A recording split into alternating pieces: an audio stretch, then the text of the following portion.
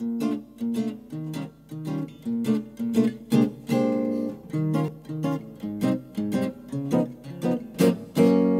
entre autres, il y a souvent les mains qui reviennent, donc il y a des visages très proches, quoi. Le regard. Et ce qui se passe derrière est moins important, quoi. C'est surtout, je dirais, très focalisé, quoi. Les photos, elles traduisent, enfin ces deux-là, elles traduisent quelque chose de sérieux. Celle-là et celle du stylo et de la main en premier plan, là, voilà, pour moi, c'est les deux les plus représentatives du conseil. Parce que c'est vraiment quand on est plongé voilà, au cœur des discussions et des débats divers.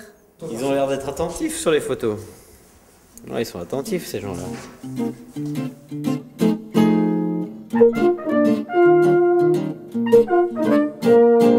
Sinon, je trouve que ça traduit beaucoup le caractère sérieux. Ça ressemble un peu au conseil d'école de tout à l'heure, là.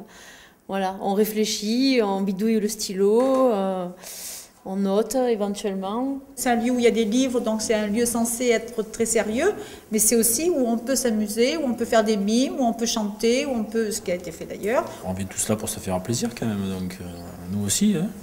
Mais c'est vrai qu'il peut y avoir de la rigueur comme on voit là-bas, dans l'entraînement, il y a aussi de la bonne humeur, hein. Dans le cours nous aussi, il y a beaucoup de bonne humeur, hein, donc on rigole aussi, donc, mais on peut composer avec les deux.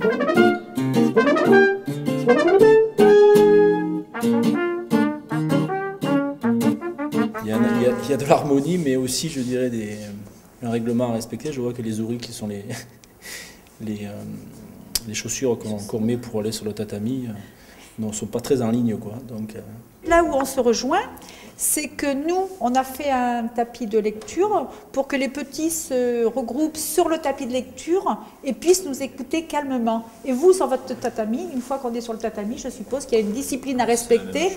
Donc finalement, quelque part, vous voyez, on se rejoint.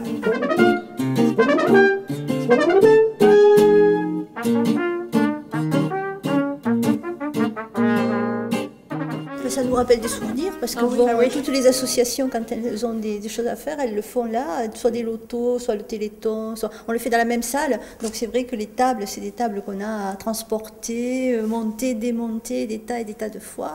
C'est quelque chose qui demande beaucoup de travail et beaucoup de courage parce que quand on travaille toute sa semaine, comme c'est leur cas, même, bon c'était le cas avant, mais maintenant les nouveaux c'est pareil. Et quand le dimanche matin, il y en a qui se reposent, il faut penser qu'aujourd'hui c'est la bourse aux collectionneurs, il faut tout mettre en place et c'est pas évident, c'est sûr. C'est beaucoup de travail. Le pire en tout cas quand même, c'est qu'il y a des personnes qui font partie d'autres associations, ils ne font pas que ça. De toute façon, souvent les personnes qui sont responsables d'associations, souvent elles aident dans les autres associations, ça c'est certain. On ne peut pas faire un boulot comme ça, de toute manière, si on fait une association comme ça, si les gens ne sont pas généreux, s'ils n'ont pas du temps à donner, ils ne peuvent pas exercer, il n'y a rien à faire non plus. À mon avis, c'est obligatoire.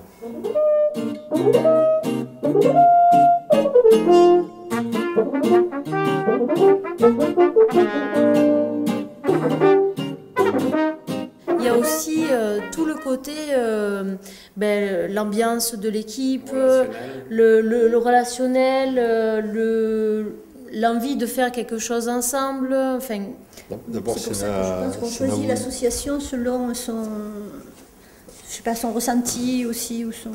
Disons que bénévole, c'est une philosophie, c'est une démarche, je pense, qui est où on le fait ou on ne le fait pas. Enfin, je veux dire, si tu vas pour être bénévole et pour calculer tes horaires, c'est pas la peine que tu sois bénévole. À la limite, tu es salarié. Hein, Mais bon, le bénévolat est de plus en plus rare.